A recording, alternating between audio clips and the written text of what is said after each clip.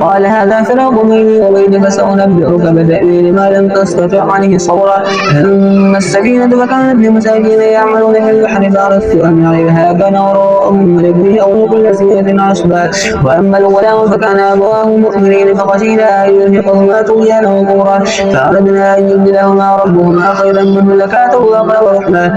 وأما الجدار فكان لغلامين يتيمين في المدينة وكان تحته كنز لهما وكان أبوهما صالحا فأراد ربك أن يبلغا أشدهما ويستخرجا كنزهما رحمة من ربك وما فعلته عن أمري ذلك تأويل ما لم تستطع عليه صبرا. ويسألونك عن ذي القرنين قل سأتلو عليكم منه ذكرا إنا مكنا له في الأرض وآتيناه من كل شيء سببا فأتبع سببا حتى إذا بلغ مغرب الشمس وجدها تغرب في عين حمراء ووجد عندها قوما قلنا يا ذا القرنين إما أن تعذب وإما أن تتخذ بهم حسنا قال أما